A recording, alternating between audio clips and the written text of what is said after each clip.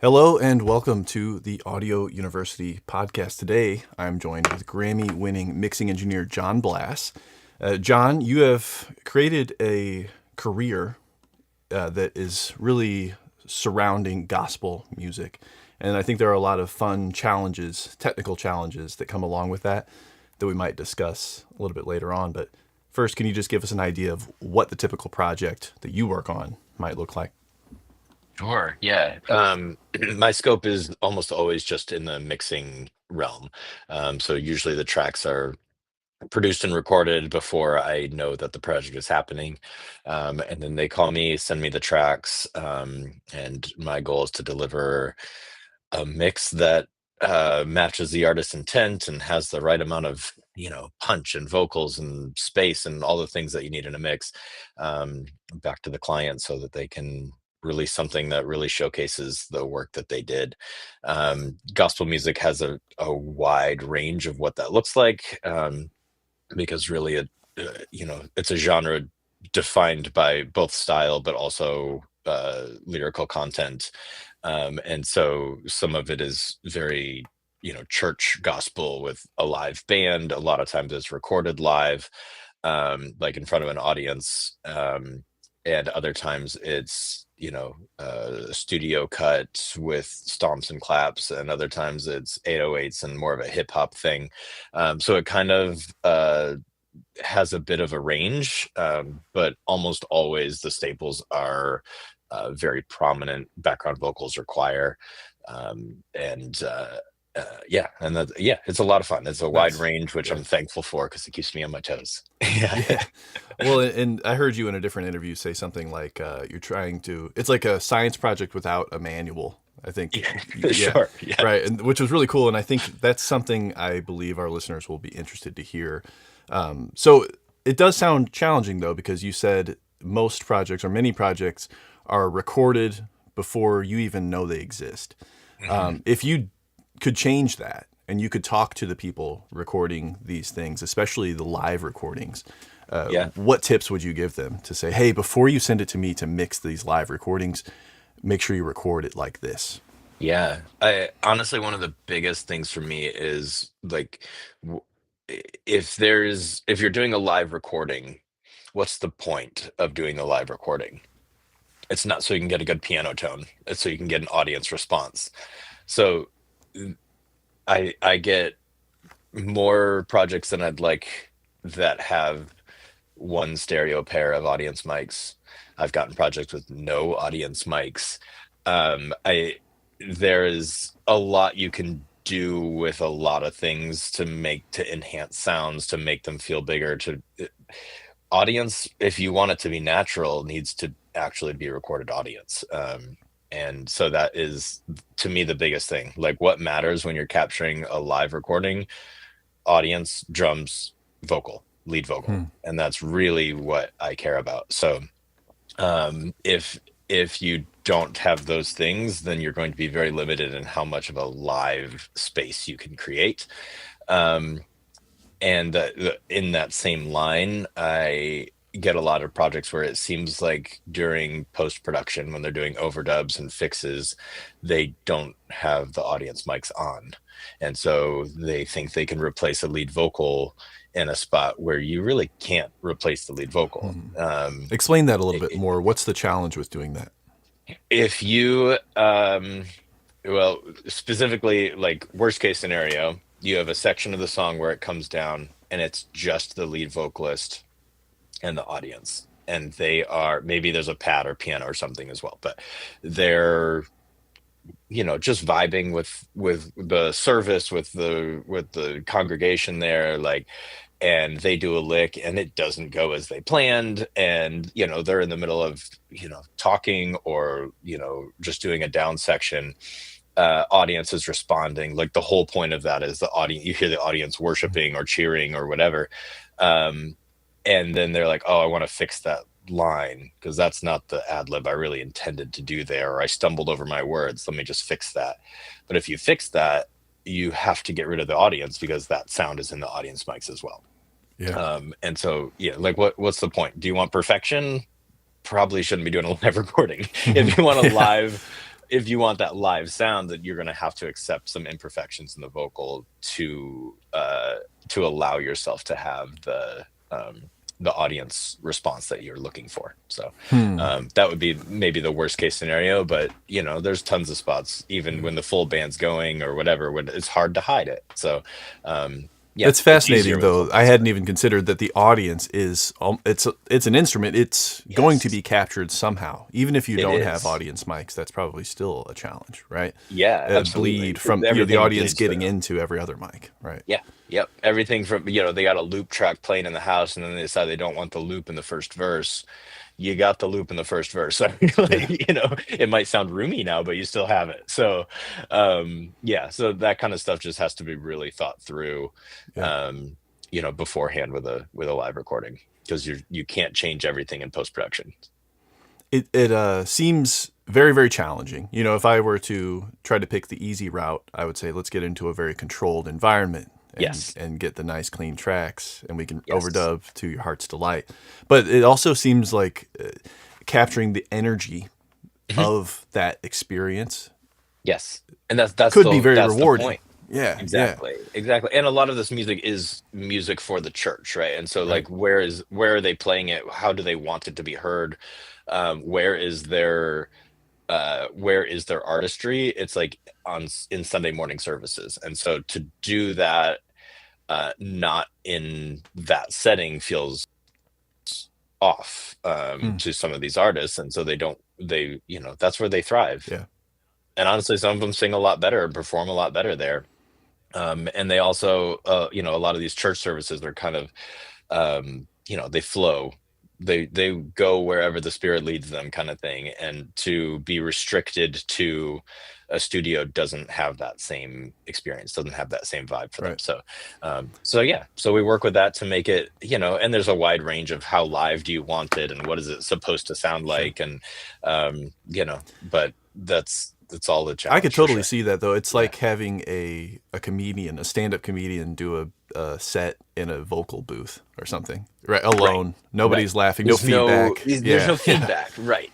Yes. Yeah. Jokes don't yeah. land the same. Yep. Uh, did Exactly. you have experience mixing live sound reinforcement prior to mixing, or As in, like, mixing a yeah, PA exactly. system. No. Have you mixed live shows No. for the live audience there?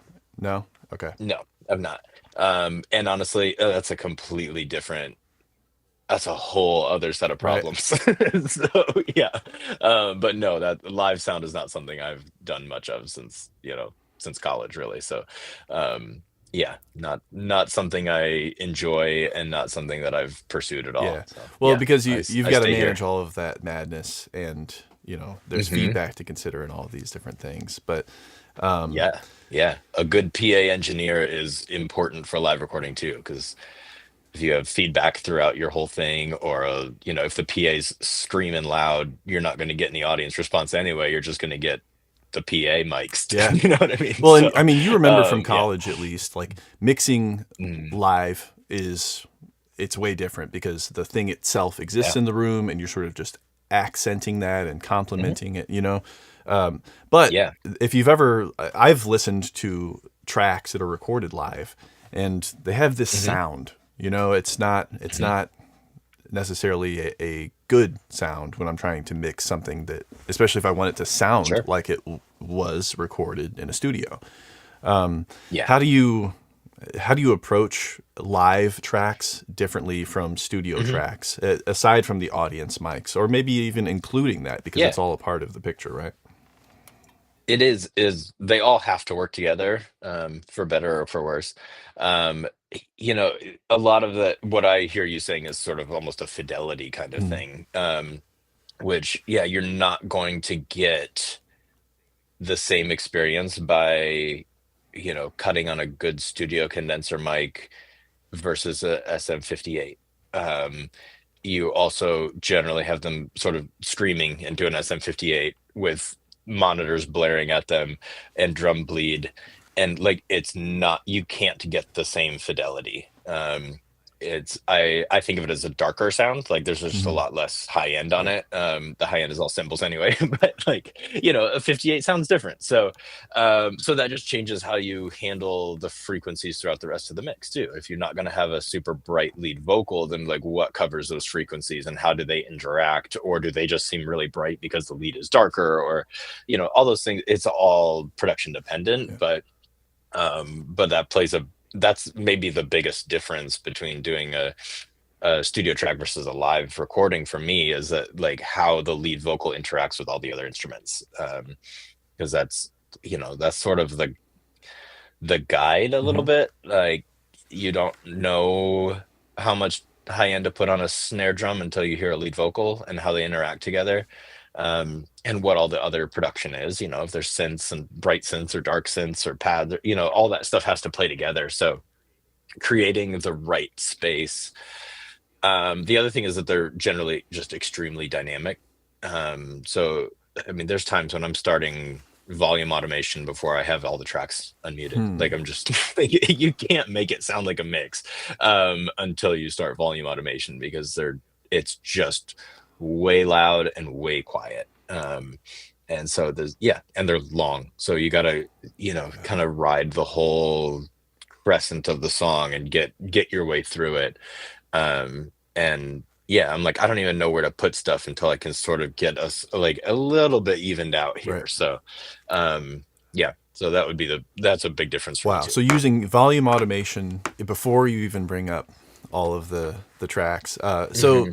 Yeah, get kind of the basic tracks in, get the vocals in, okay. and then I'm like, okay, I got to start automation, and then we can deal with the bells and the whistles and the effects and the toms and all the things that have to come and go a little bit. And even some of the pads or sign leads, or moogs, that kind of thing, like they can come in after the fact, but I kind of need a basic foundation before I know where to put Nice. them. And So I'm sure yeah. that Yeah. mixing song after song, year after year, has helped you define what that end goal is. But do you Yeah. still use reference tracks, or what does that look like? How do you know Yeah. the end that you should have in mind when you start, and especially when it's so chaotic like that? Yeah, it's I mean, most of it is I have to trust my process a little bit. Um Just keep and I polishing definitely away, and yeah, keep yeah, going, yeah. keep going. Yeah, and I think I know what that is supposed to sound like just from a lot of time Hmm. doing it. And I know when I'm just not there yet. And so then I just keep working at it until I think it is what it is supposed to be, and the things that are bugging me aren't bugging me anymore, or are bugging me to a point where I don't think I can improve upon them anymore given what I have. Um, and then I send it. So I do occasionally use reference mixes. Like, it's easy to get lost too. And sometimes what you don't want to do is turn in a mix and be like, oh geez, I was off base, wasn't I? You know what I Yeah. mean? So when yeah, there's mixes that I've done before that I know that people have loved, or that I feel like have stood the test of time, and so I will, like, where was I then? Like, where was the low end? How squished was that mix? Like, did I lose my way here? Am I really missing the vocals? Like, all that kind of thing. But the other thing for me is just perspective. And I think a lot about mixing and like zooming in and zooming out. So if you get too zoomed in, you lose the forest for the Hmm. trees kind of thing, and you're like, who cares about this hi hat? You know what I mean? You gotta zoom back out. How does the hi hat matter?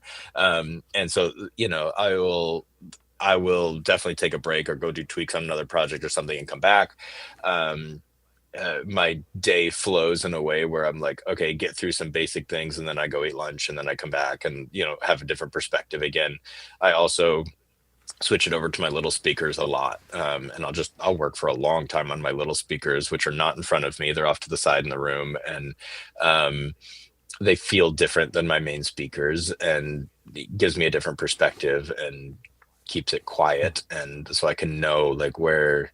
Yeah, I don't know. I'll like, once I feel like I'm close, I'll like throw it in the littles and go lay on the couch, um, and just throw up the big markers on my screen so I can like kind of look over and be like, oh yeah, okay, let me take a note of Hmm. that. Okay.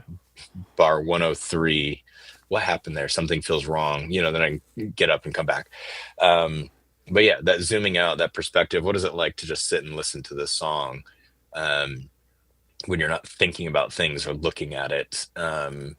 Yeah, what does it feel like? So it's easy to catch the misses then, because you get to the bridge and you lose your groove, or you get to the third chorus and you're like, I feel like the lead vocal's getting swallowed up by the choir. Like I can't even understand what he's saying anymore. And so yeah, all that kind of stuff. Um, things change since you wrote the lead vocal and you need to go back and fix it. Yeah. So yeah. Yeah, I would imagine that there's everything in every mic, and so listening to the Yeah. big picture is essential because I mean Yeah. you turn on the guitar mic and you get a little bit more guitar, but you probably had some guitar in the overheads, Yeah. and you Right. probably had some Yeah. overheads in the vocals, and so yeah, Yeah. Yeah. Yep. And handling all that stuff can be easy and can be difficult. One of the most annoying things for me with a live recording is the kick drum has got so much low end from the bass in it. You know what I Mm. mean? So like, how do you have a short, punchy kick for this fast song when everyone is like, Yeah, boom, boom? yeah. You know what I mean? So it's just, yeah, yeah. Managing that bleed is a trick. I love that you are a proponent of preserving the experience of the live show, and I know that you also Yeah, do a lot of immersive work. I do. Before we get Yeah. into that, I wanted to ask you all-time greatest live albums that you've heard. Oh What's a mix gosh. that really captures that energy, you think? I don't think I have an answer for That's that all right. question. That was a hard I question. really don't. That's a tough question. Yeah. And generally, like for like listening pleasure, I like studio records better. Okay, Um, that's but interesting. I feel Yeah, the same way about live music too. Like, I there are concerts where I'm like, wow, that was an experience. And also a lot of times I'm like, I would rather listen to the album. You know yeah, what I mean? Put me in a good room with some good speakers and give me the album. But yeah, I'm not sure I have a great answer that's for all that right. question. If one comes Yeah, up, let me know later because I'm sure the audience would I be happy to will. check it out. But yeah, so like Yeah. immersive, this is something that I always found really fascinating. Like back in college, the first time I ever heard about binaural recording really made me like, Hmm. wow, okay, so you can actually teleport someone to a different place. Like you close your eyes and you're in Yeah. a different place. And I think that this is Yeah. being made possible without a binaural mic, right? You can use Mhm. immersive protocols and formats like you do. What do you usually use? Is it Dolby Atmos? Okay. Dolby Atmos. And so, Yes. what does that look Yes. like? Are you capturing things differently, or you're not really capturing things? So you basically just Right. use what you're given. Uh, how Yes. does that look when Yes. you're setting up an immersive mix for a live recording? Well, it can look like a lot of different things. Honestly, like live recordings, because I do so many live recordings, is one of the reasons that I jumped in early on immersive, thinking, oh, this is like tailor made for live recordings. In reality, I much prefer doing more discrete studio things or pop kind of things in immersive than I do live things. Um, it's just more engaging. So immersive for live, you there's a balance of how much like movement and how much like it's a little awkward to put something behind you on a live record unless it's audience or ambience. And so then you can, if you have good source material, create a pretty engaging ambient sound. Um, and also the band is going to be pretty static. Whereas with a studio recording, you have a little bit more flexibility to move percussion Yeah. around, to make special delays, to have more space, to have something weird come in the back, or above you, or move through. Whereas in live, if you got like this riser thing go, it's a little, it can be Yeah. strange. So Yeah, the frame um, is basically yeah, there's a predetermined balance, in a but live setting because it's a yes, familiar set yes, of sounds. There are musicians yeah, and there are people watching the musicians, and our minds say they're yep, supposed to be arranged like yes. this, right? It's also harder to hide stuff. So if you need to pull the audience way back because you guys fixed something or replaced something or made a change, with the whole back of the room goes away. Like that's awkward. Yeah. So it's harder to fix stuff and harder to like fake the ambience and things like that. Um, but I love doing Atmos always, and I like doing it with more discrete things better. I think it's more effective. So yeah, that's my 2 cents on that. But sometimes when I'm doing immersive, I'm also doing the stereo, and sometimes I'm just getting stems from a different stereo engineer to do the Atmos. So it depends a little bit on the Okay. day, but in general, the more breakout of certain elements I have, the better. I So think we yeah. all know that immersive is a hot topic, and if you go to any trade shows, I mean, especially a few years ago, it was everywhere. Everyone's talking Yeah. about immersive, Yeah. and I think that made a lot of people Yes. feel like, oh, just when we democratized music production, now you need 10 times the Yeah. amount of speakers, you know. But I Yeah. also know from talking to you, and yeah, Literally. I know from talking to you before the show that you are a believer in immersive for everybody in a sense, right? Do I Yeah. remember that correctly? And so, what did you mean Yeah. by No, that? that's very Yeah, true. I I think we have this tendency to be like, oh, everybody can be a producer and engineer, and we don't blink at the fact that they have, you know, a cheap set of speakers off-centered in a weird spot in their room, and they're like trying to engineer and make records. And then when it comes to Atmos, they're like, oh, it has to be like laser precision, and you have to have 714, and you have to like have all this fancy equipment. And I don't, I think there's different levels to everything. In the same way that you're going to have a better experience and more precise engineering in a good room with good speakers, there is a balance of that with Atmos as well. And I think when people are complaining that they can't afford 11 speakers and a couple of subwoofers and a box that can handle all the delays and EQ and 16 outputs or whatever, like, okay, start somewhere else then. Has anyone even asked you for an Atmos mm, mix yet? Like, let's let's start somewhere else. Let's start with free. You have a pair of headphones, start learning the system, start doing it in binaural.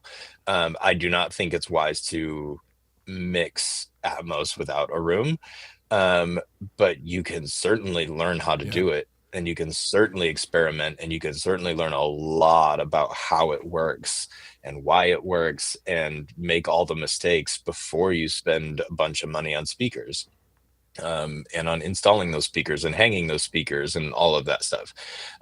So I think you have to think about it more in the same way we think about stereo. Okay, you can't afford, the PMCs. Okay, can you get the KRKs? Can you get the yeah, Mackeys? Like, can you get something less and get started? And then when your needs arise, can you build from right. that?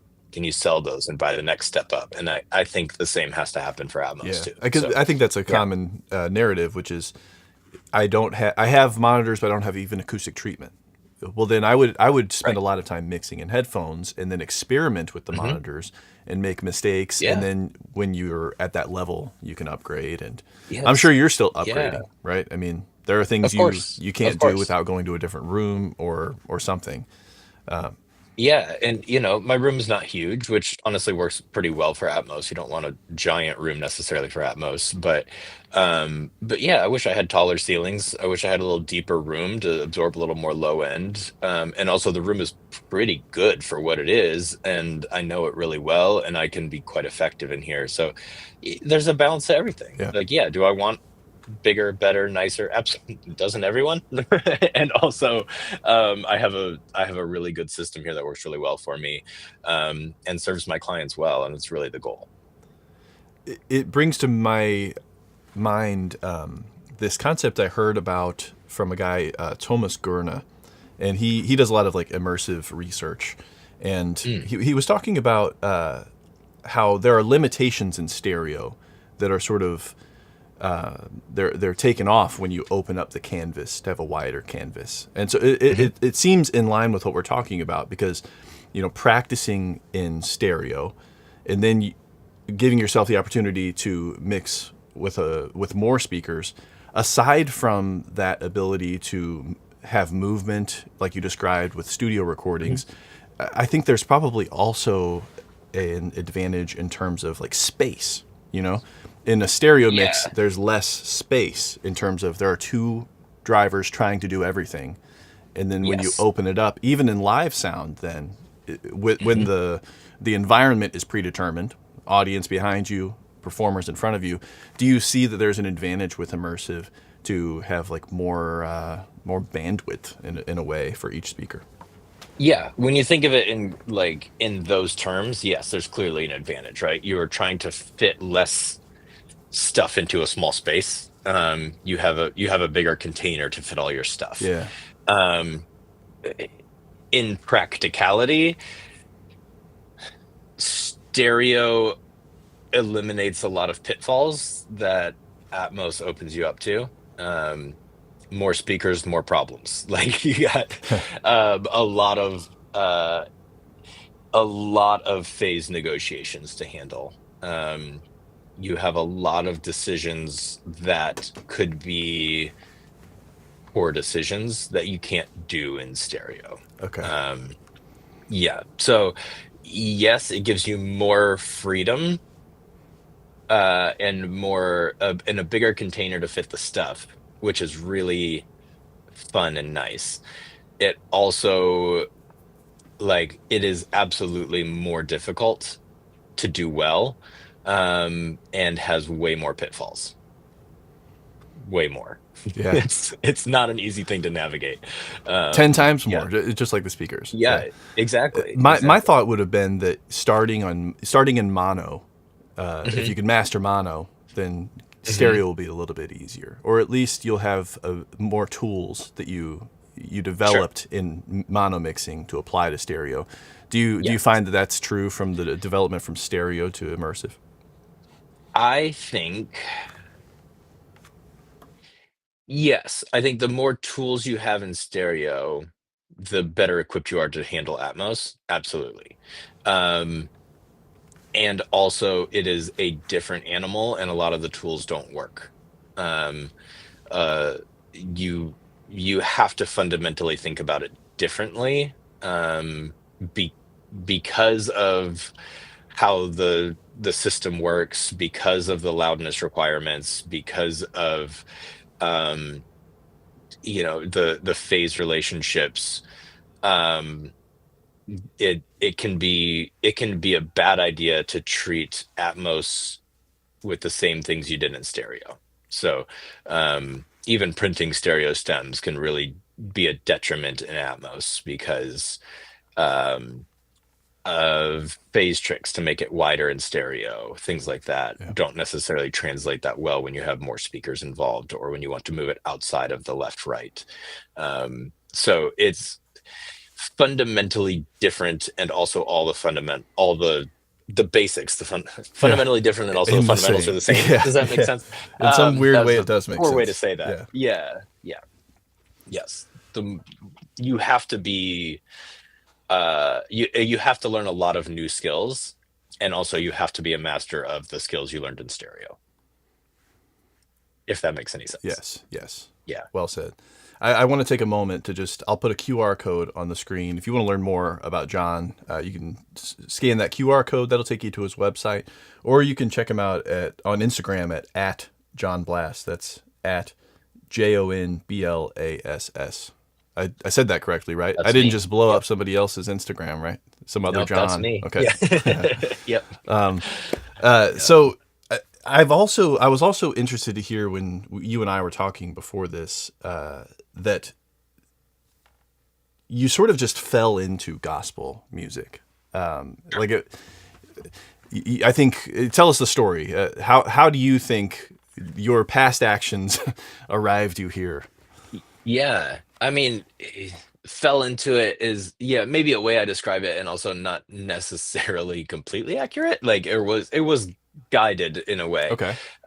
but I did not grow up in the black church. I did not grow up in gospel music.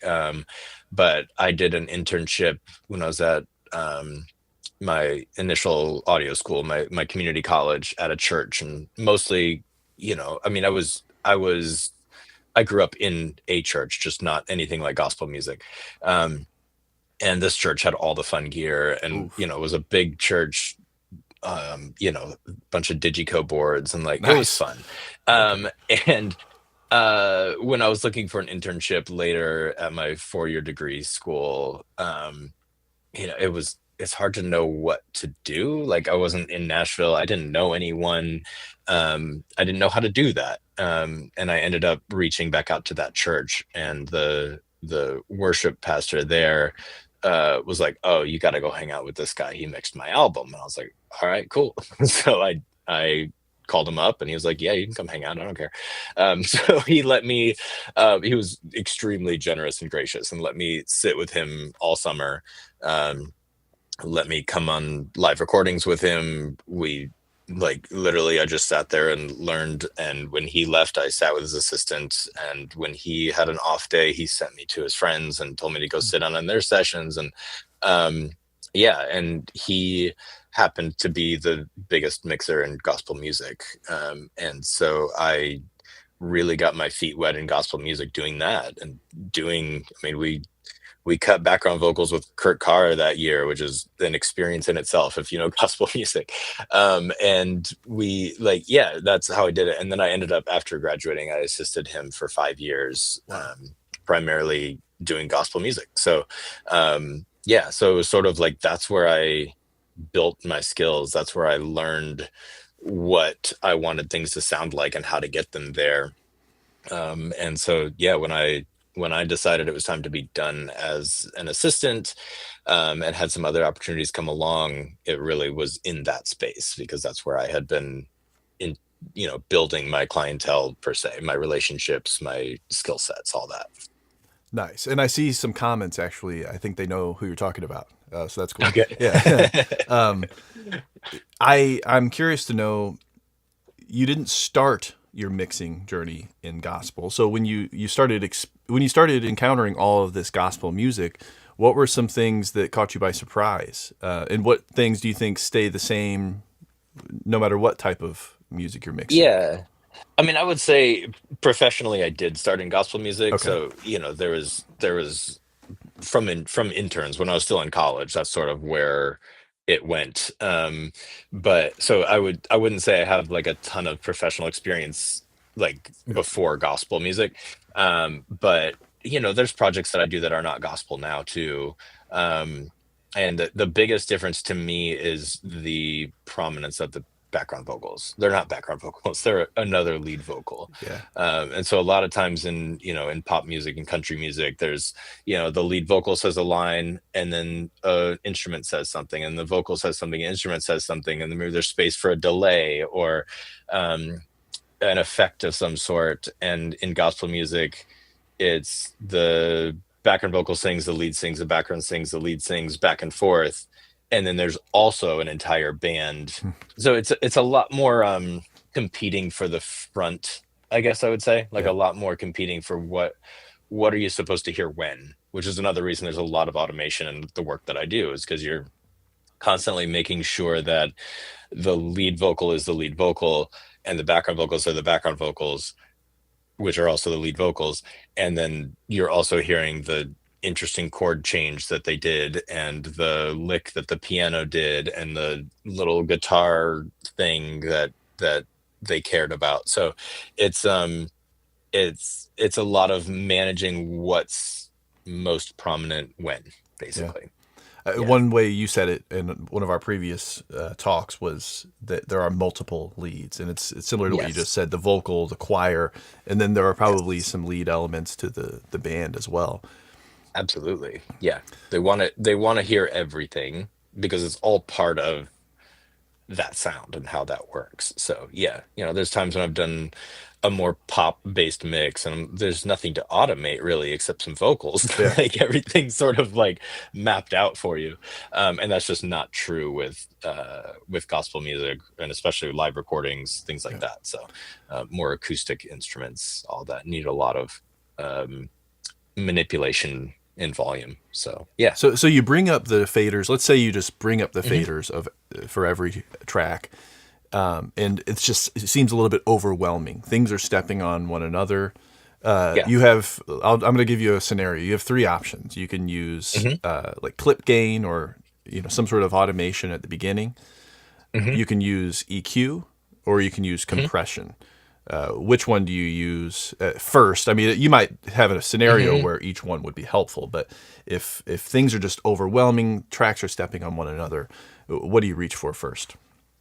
I would say EQ is the heaviest lifter for me. Okay. Um, but when I pull up everything and it feels overwhelming, I immediately start muting things. Um, like, let's get this back to the basics. What is supposed to be here?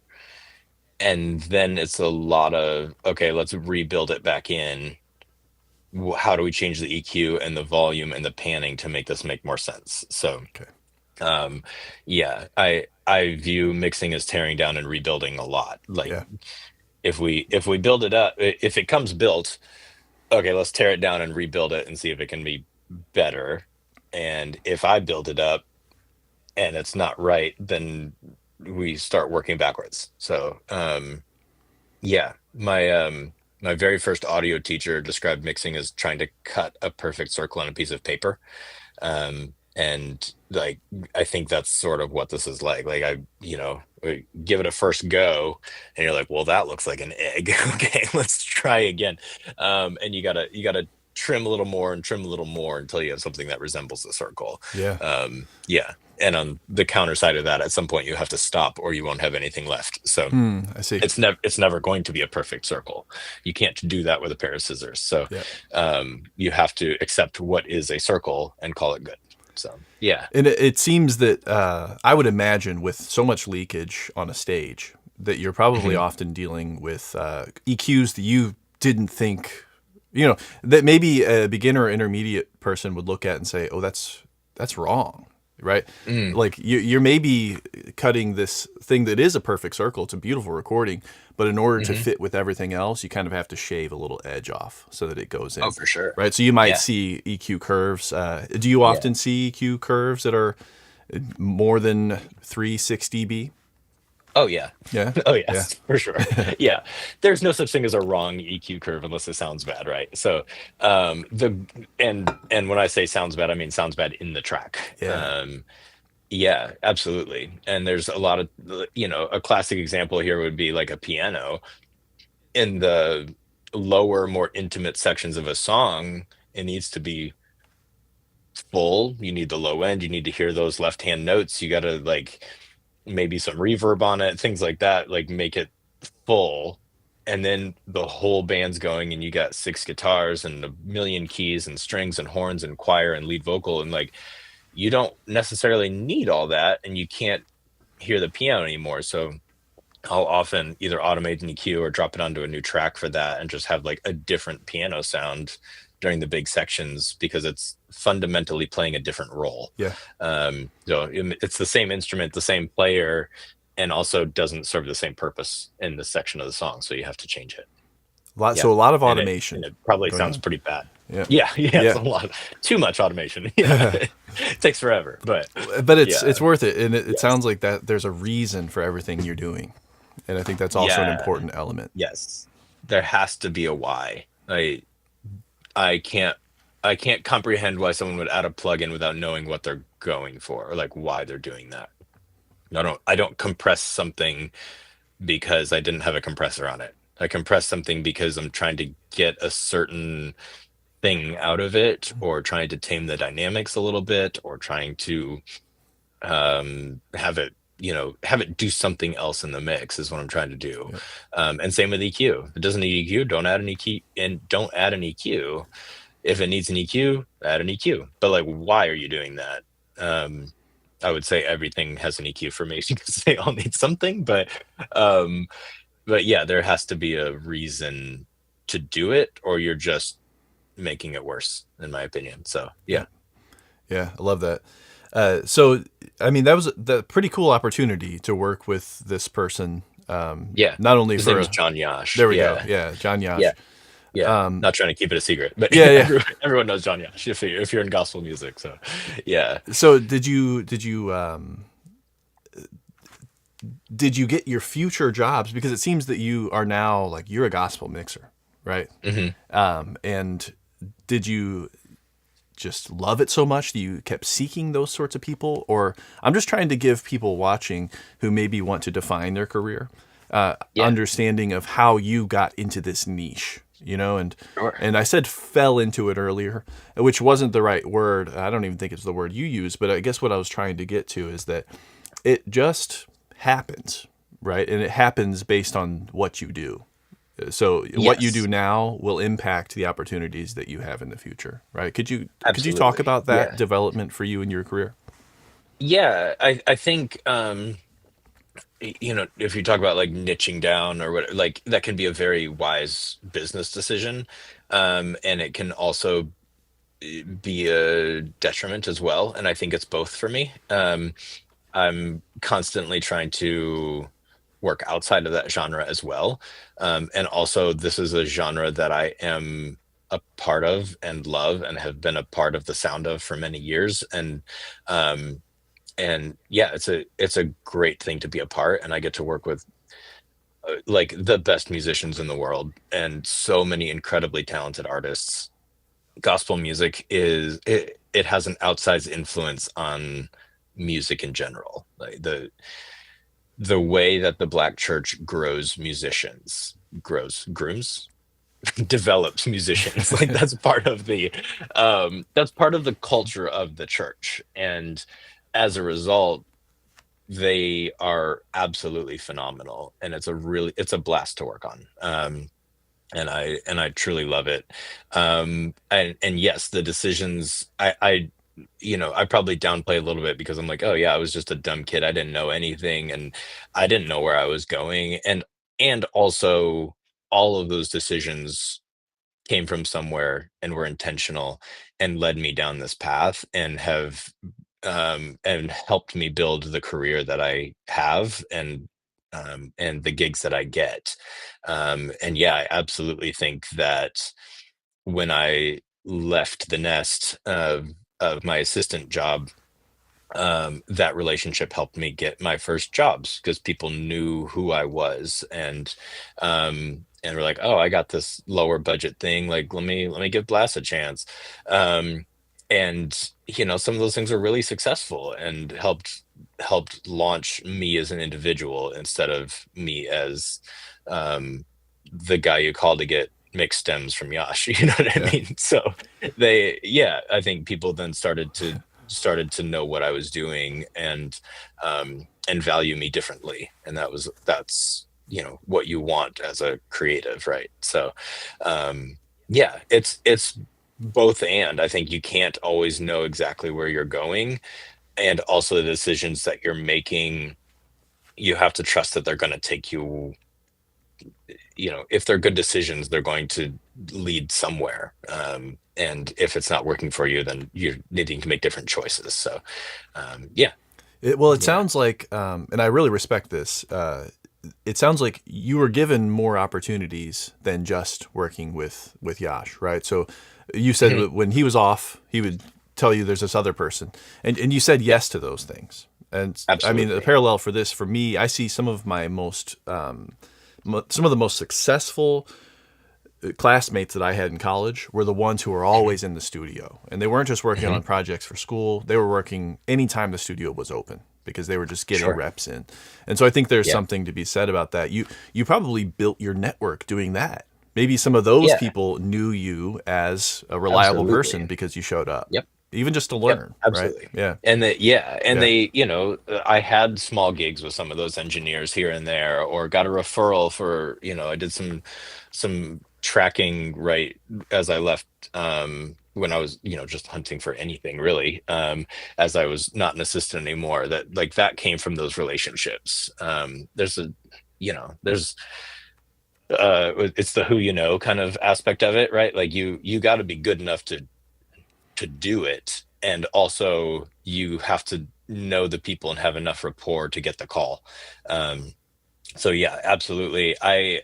I think sometimes I hesitate to be like, yes, say yes to everything, because I think that's a dangerous precedent. And I think, especially in the entertainment industry, there is um, a willingness to sacrifice everything else Hmm. for this chasing the dream kind of thing, and I don't think that's healthy. Yeah. Yeah. When you say I said yes to yes. something, sometimes you're saying no to something else, right? Exactly. Yeah. Yeah. Exactly. And there's more to life than just the next gig. And so, yeah, I don't say yes to everything now. I have a spouse and two kids, and those things are important to me too. Um, and also, there's a time and place for everything. And if you are young and unattached and able to be in the studio, like, yeah, do it. Do it. Absolutely. When I was in community college, it's hard to get studio time in college, right? Like everyone needs a studio. There's classes in the studio. Hmm. Um, I've always been kind of a morning person, and I started coming into the music building like before anyone else was there. And I made friends with the janitor because they were the only people there. And she was like, "Oh yeah, sure, I'll unlock the studio for you." Like they knew who I was, they Hmm. knew I was responsible, I was allowed to. There's just, the office wasn't there to lend out the key. And yeah, so I started in the studio at 6 a.m. Yeah. Like, okay, like if that's when I can get the time in to learn the skills, then great. Then I can do other things later when the studio is busy. So Nice. yeah, yeah, absolutely. Yeah. Make it happen. But Yes.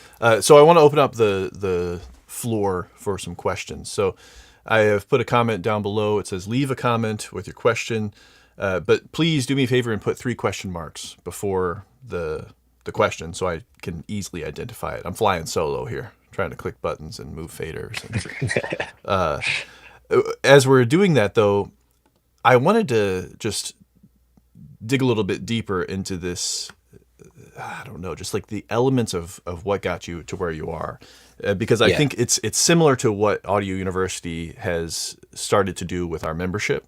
And we always say, like, YouTube, we've got content for days. You can find as much content as you possibly need, but that's yeah, just the theory. And what we say is we are trying to offer theory, practice, feedback, and community. And so we're trying to mm, offer not just the information, but also an opportunity to practice it, like you did early mornings in the studio. yep, Feedback from somebody who actually knows what they're doing, like you yeah, got from your mentors. And then yeah, community, just the people you run into along the way that will, I mean, they'll share your struggles, but they'll also maybe be connections for yeah, you later on in your career. So absolutely. how do you agree with those 4 things? There may be more, but 100%. Yeah.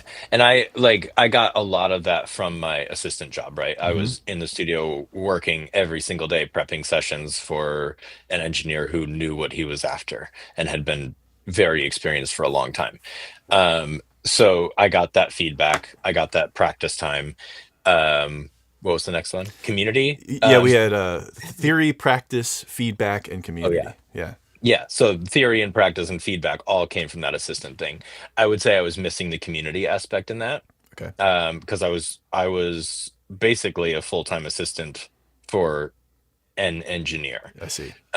So I had him, but I wasn't necessarily as involved in the outside world as I maybe could have been, would have liked to be, all of that. Um, and so the community is something I have built since becoming independent, and it's essential. It's absolutely fundamental, because um, it's how you stay involved. It's how you stay in the know. It's how you have resources when you can't figure something out. Um, yeah, I mean, I had a lot of just hangs with whiskey and a few other mixers while when we were all initially learning Atmos and trying to figure it out, and oh, you don't use this tool, oh, you should try this thing, and like, yeah, what are you doing about this problem? And all of that stuff, it just comes up. And if you're just at home by yourself, you don't have that as much. So, and I know I'm very fortunate because I live in Nashville, and there's a lot of mixers here, and there's a lot of Atmos rooms here, and there's a lot of community here, and you don't necessarily have that in other parts of the world. Um, but do what you can. An online community is still community, even if it's not, you know, hangs around a campfire. So yeah, I think those are absolutely the right way to think about growth in this industry. Yeah. So yeah, yes, So I feel like theory and practice are they're abundant. You know, like yeah, theory's out that's the there, like I basics. said, on all Hmm. different platforms. If you're in school, that's great. And then practice is just up to you to turn on your computer and start trying things, Yes, or just like put a microphone and headphones on and start trying things. But you know yes, that the feedback in community is a little bit more difficult. I'm yes. curious to know, like in Nashville, I would imagine there are a lot of opportunities for these things. And so if somebody out there wants to start a career in this, maybe Nashville or LA or New York or something like that would be a good option. But once you're there, what recommendations would you have for somebody to get that feedback and community element, the mentorship and the Yeah, it's hard. It takes time to build community and build relationships. And that's not easy to do. There are organizations, trade organizations that can help, the Audio Engineering Society, the Recording Academy. There's a couple of local, whatever, leadership or, music related kinds of organizations that can help with that kind of thing. And also, when you're new to town, it's very difficult to build those right relationships and build those connections. So it takes a lot of time. time? Yeah. Yeah, it takes a lot of It time and all takes investment, time, and right? it The does. theory Yeah. can be had very quickly, but to Yes. actually do something with it, you have to practice, which takes Yes. time, and you have to Practice be takes time. coached, Yeah. which takes time. Yeah, Yeah. yeah, Yeah. I like this concept of practice because yes, I like to think about this as, and I tell my daughter this too, who's 6, like, you s- knowledge you can get by reading, listening, like learning, but a skill you have to practice. You are not going to learn how to play the piano by reading a book about how to play the piano. You have to play the piano to get good at it. Same with a plumber. You can read all day about how to change a drain pipe or whatever, but you're not going to get good at it and make sure it doesn't leak until you've done it a bunch of times. And mixing is the same way. This is a skill. You have to practice it. You have to do it to get good at it. Um, yeah, and I'm fortunate that I have a clients right now that I have to practice every day because that's my job. yeah. but Nice. but I still, Double tasking. you still have to have time to experiment. And yeah, I took a day over the summer sometime, I think, and just was like trying to like rebuild some templates and experiment with some different concepts I had in mind, and like how is this going to work, and does this work? And yeah, and some of those concepts are still in my template and they don't work, and I'm just bypass them every time I open the session now. And some of them I love, and some of them I need to update it and tweak a little bit. But yeah, you're constantly trying to um make get better, I guess, is the right way to say that. So yeah, Wonderfully how do said. we how do we get where we're supposed to go? Love it. So let's get into some of these questions because Sure. they're coming in. So I think this one you've already touched on a little bit, but I'll bring it up. It says, "I always, when mixing, I thought you start each track with an EQ of some sort. Are there usually some tracks that you don't even need to apply one to at all?" And I think you said yes. I mean, there are some times Yeah. where you just don't need EQ. Hmm. And so, how do you know, just to help this person, how do you know when you do need EQ? You just have to hear it. You have to know, like, and there's no like, oh yeah, I never put an EQ on this kind of track. It because it 100% depends. Like, an easy example would be like chimes. Some like wind chime transition thing. A lot of times, like, you don't really need an EQ on it. It's just like good to go. Um, Other times, there's like all this low end for no reason on that track. And you definitely need an EQ. Sometimes they're just so bright and they stick out weird, and I darken them. Um, Or sometimes they just really like, yikes, that's harsh, and I'll like leave them super bright, but pull out some of the like the harsh 3K kind of thing because it's just bugging me for some reason. So yeah, there, but it just depends on the source. There's no, yeah, this track needs an EQ, this one doesn't. It's like, is this track doing what it's supposed to be doing with no issues, Right. or does something need to be fixed? Yep. So And again, gotta think about it with the why. I think understanding what an EQ does could then Yes. say, okay, this track needs to be fixed. What does that mean? Okay, what tools Hmm. do I have that could change this sound to what I have in my head? And Yeah. EQ might be that thing. There's too much low end. Yeah. I know an EQ can take out low end. So let's try that, Yeah. right?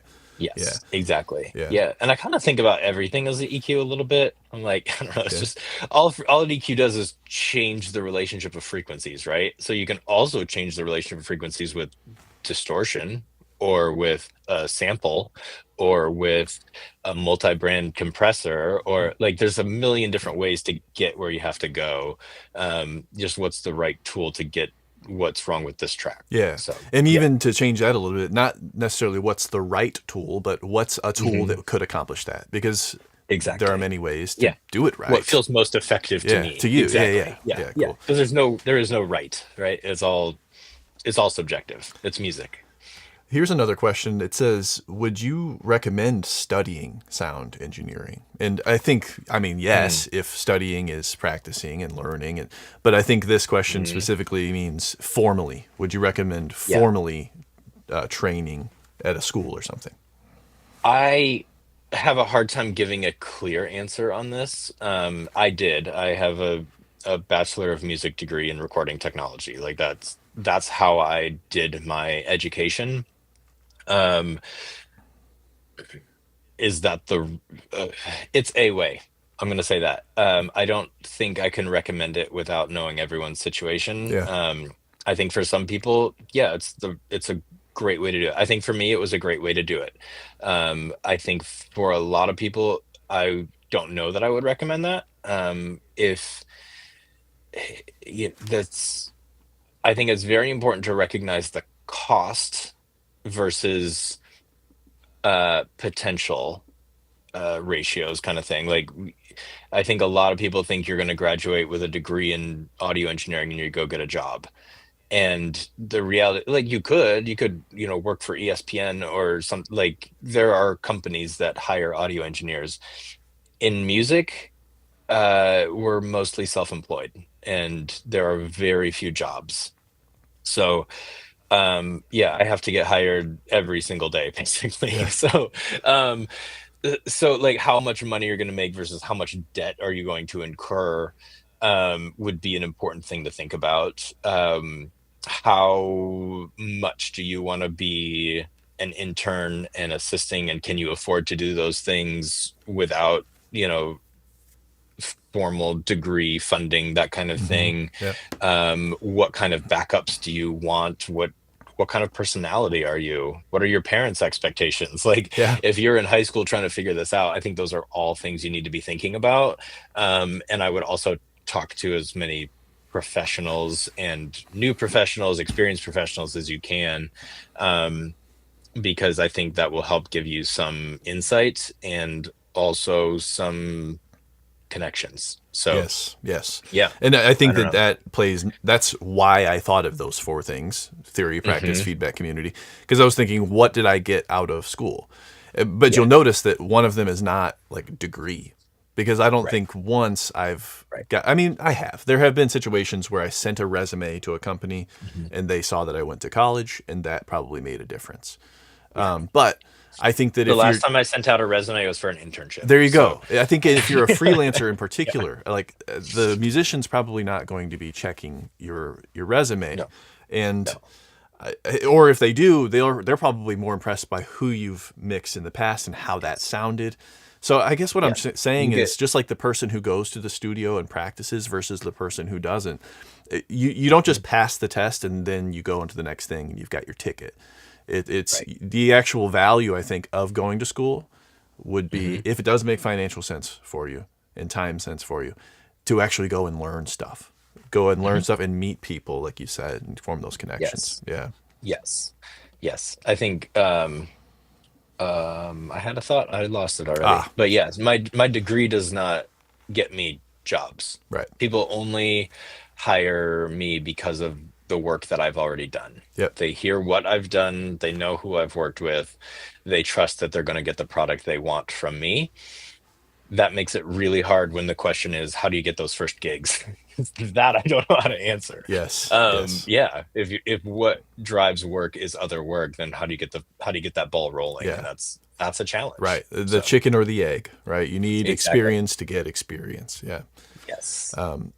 Here's a question. It says, have you ever missed a mixed African gospel, like South African or Nigerian? And what's your take on it in terms of complexity? Yeah, I have a number of clients in South Africa, Nigeria, Uganda. A lot of them are very influenced by American gospel. Um, they and I get those referrals from American gospel artists as well. Jonathan Nelson will go over there and tour, and then they're like, "Oh, you should hear my record," and I want who did your record, and then I get an email from some other country that's like, "Hey, I want you to mix my thing. This person sent me to you." So yeah, I do get a lot of that, and I think a lot of the times it is. Um, Very in line with what American gospel is doing. Sometimes there's an extra African influence. A lot of times it's in a language I can't understand. But other than that, I don't know that I would view it as fundamentally different in terms of complexity or musicality. But I would say gospel has a tendency to use some African influence as Yeah. well. American gospel has Mhm. a tendency to use the African influence as well. So I think there's just a lot of crossbreeding. Um, yeah, and a lot of times if they're hiring the team that did American gospel, they're kind of looking to be in that lane. American gospel, multicultural gospel, that kind of thing. So yeah. Nice. Here's an interesting question. How many mixes should one be able to do in a day, as well as how long on average should each mix take? And of Mhm. course, it will differ in a lot of areas, but Yeah. what's your target, and what do you? I s- You go ahead. I schedule a mix a day. And sometimes I hit that target and sometimes I don't. Every once in a while I exceed that target. But I don't work crazy long days. Like I said, I got kids and they have to be picked up from school and I have, a million other responsibilities and I have meetings and there's a lot of things I have to do outside of just mix to run my life and run my career. And but I think and the other thing that allows me to do that is that I have a team in place. When I say I can mix a song a day, when I open up that song, my assistant has prepped it already. It's exactly what I'm going to expect from opening up a session. Everything's color coded, everything's worked through. Um, he'll even put a sample in so that if I want that sample, cool. If I want a different sample, it samples super easy. Like all my typical reverbs and delays are there, so I don't have to add anything. I can just modify as needed. Um, Vocals are cleaned up, tuned if needed. Like all that stuff is done. And when I'm done with a mix, I'm not printing deliverables. My assistant is doing that. So when I say a day, we're actually talking about mixing. We're not talking about all the extra stuff that happens with mixing. So Yeah. I am handling mixing and I'm handling most tweaks. There's times when it's just a super simple thing. I'll just ask my assistant to do that. But for the most part, I have complete creative control and none of the work associated with that creative control. So, which is It's a good a very setup. luxurious Yeah. place to be. And it is a place I invest my resources because it allows me the lifestyle that I have to care for my children and take care of my family and be a whole person, not just a working individual. So Yeah. when you're self-employed, you could work 20 hours a day easily Yes, you could. and Yeah. still not get it done. So Yeah. yeah, so I set limits and I have my assistant and I have a manager, so I'm not dealing with booking and invoicing and all that kind of stuff. My manager handles all that for me so that when I'm in the studio I can be focused on work. So yeah. Yeah. I think the 4 hour work week. I don't know if you ever read that, But I there's have, a yeah, or thing. at least heard half of it. There's a thing that it Yeah. talks about in that's like it's DEAL, I think. So it's delegation. That can be good. That's what Hmm. you've done in Hmm. some elements. There's like elimination. Like what am I doing that I Hmm. just don't need to do anymore? Yep. Automation. I think that's where the template comes in, because even if you can't Yep. delegate something to someone, you could still do Yes. it once. So then you pull up the template, and now you're not loading in the reverb every Yeah. mix. You've done that, and you just pull Yeah. up the template, and that's already done for that mix too, right? Yes. I forget the Yeah. L though. You're always going to need a quarter delay, right? Like Yeah, a right. quarter note Yeah, delay. It's going to be in most songs. Like, why don't you have a quarter note delay just in your session? Yeah, maybe you want to change it, but like it's going to be there. So yeah, well, have the send on your lead vocal, and so all you got to do is ride it up when you need it. So, and see if it works. Yeah, and automation, we do that too. Like, even with having an assistant, it's a huge waste of time for my assistant to like print and just sit there and wait for the yeah, print to yeah, finish and then print it. Like, yeah. so we use we just switched, actually it's called fast bounce, Okay. to print mixes. So he spends the time to set them up, but then he can go to a session or go to bed and like the mixes print while no one's in the studio. So and then he just double checks them the next day before he sends them off.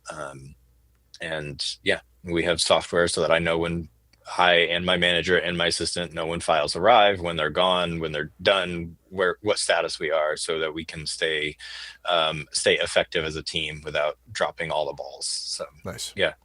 Yeah. The next question, you don't have to have an answer for this. This is a little bit more technical in terms of gear, but I do have some thoughts. It says, can you suggest a budget monitor and headphone setup for mixing and mastering? Mm. My 2 cents would be that I made the mistake of spending my whole budget on the monitors, when Yeah. in reality, I think that it's worth getting lower quality monitors and saving some of the budget for some acoustic treatment. Like, Yeah. what are your thoughts on that? I 100% agree. Yeah. When you're thinking about where to spend the money, I think the room is the most important bit. Speakers would be after that. Therapist after that, I think, maybe. But the yeah, there is no point in putting very expensive monitors in a drywall cube. Right, like it doesn't work. So yes, Yeah. I would absolutely invest, and they don't have to be expensive. You don't have to get, you can spend a lot of money on acoustic treatment if you want, but fundamentally uh, it's absorption and diffusion, and the deeper it is, the lower frequency you're going to get. Yep. So that's wildly important.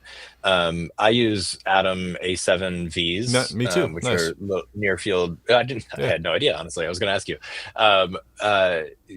So I have no idea how much they cost anymore. I believe they were like 750 a pop when I bought them.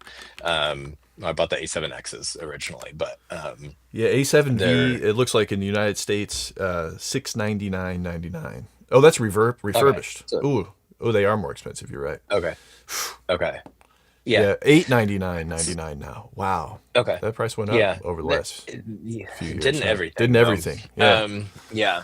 So I guess to determine like what do you consider budget. To me, those are not wildly expensive when the right. alternatives are like PMCs and ATCs, that kind of thing. But they're certainly not cheap either, and everyone's budgets are different. So I'm not sure I have good recommendations. Yeah, But yeah, for headphones, I use the HD 650s, nice. which Sennheiser. again are not Yeah, cheap.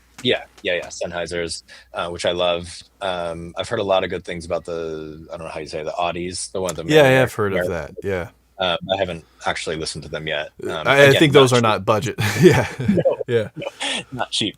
I But might say though, like there's different tiers. Like yeah, if you have yes, $150 to spend on your monitoring setup, maybe just a pair of headphones is the way to go, and then just no, spend know that 150 on yeah, headphones. Yeah, like there are yeah, differences between listening on headphones and speakers, and yeah. and so know what those are, and Yes. so that you can learn to adapt. You said you learned your room. You can kind of Hmm. learn headphones so that you know Hmm. when it sounds like this on headphones, it's going to probably sound like that on Hmm. speakers. Yeah. And there are Yeah. And speakers. Go ahead. I had those Sonys that you're wearing for a long, long Nice, time. nice.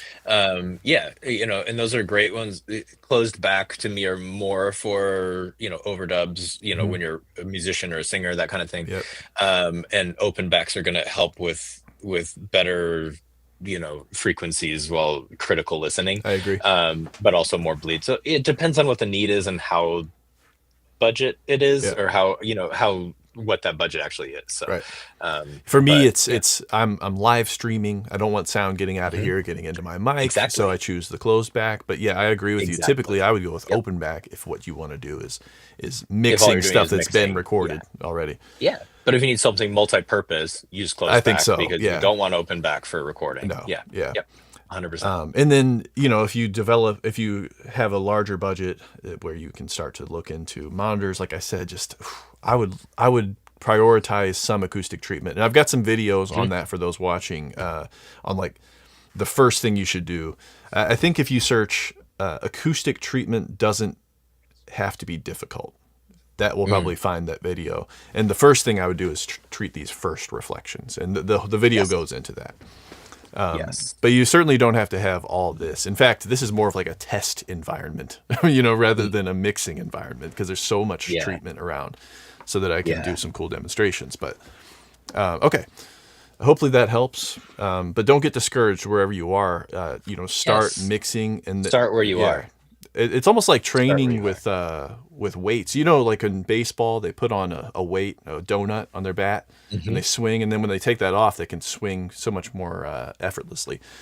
Yeah. It feels light. It Yeah. builds character mixing on headphones, right? And then That's like I'm glad I did it, and yeah. I learned Yeah. from it.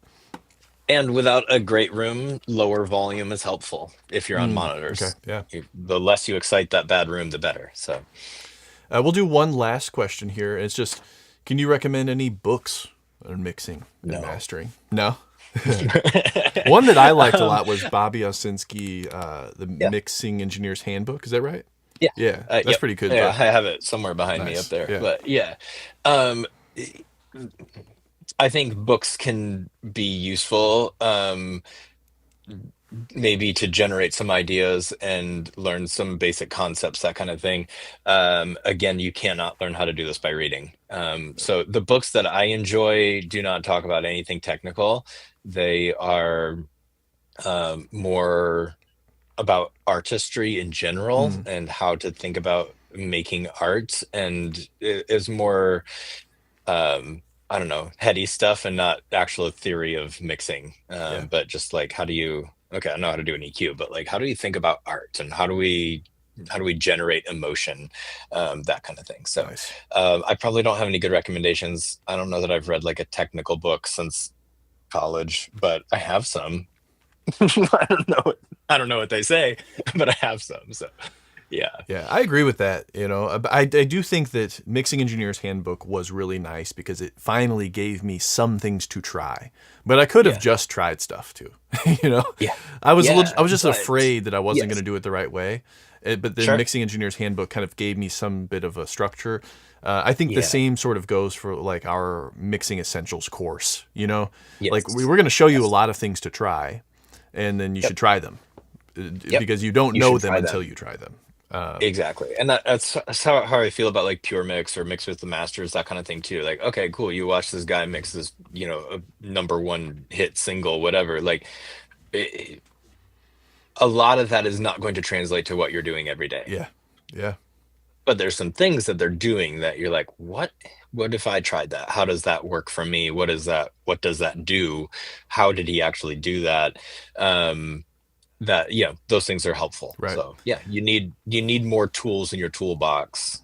And the only way you get those are from outside influence, right? Yeah. So, or just straight creativity. But If you're yeah. making your own music too, I think something that really hit me, it was hard pill to swallow, was that if you think you need more skills in mixing, maybe the books you should read are on recording. And maybe the books I should read are on playing, you know, because Yeah. it wasn't actually a mix technique that was standing Right. between my music being good or bad. It was my guitar playing, right, or my singing. Sure. So like you can Yeah. Or your arrangement exactly, skills. like the Yeah. earlier in Yeah. that process you can improve, the easier it's going to be to mix. So watch, Yeah. getting back to the mixing or mix with the masters and all of this, they're usually using some pretty great tracks, you know. Yeah. There's something to be said for struggling with tracks and saying, how do I fix this earlier than the mix phase? How do I move the Yeah. mic to fix this? Yes. Yeah. And if you're an engineer who's doing recording, there's a lot you can do to make the mixing stage better. If you're a producer, you have a lot you can do to make the mix stage better.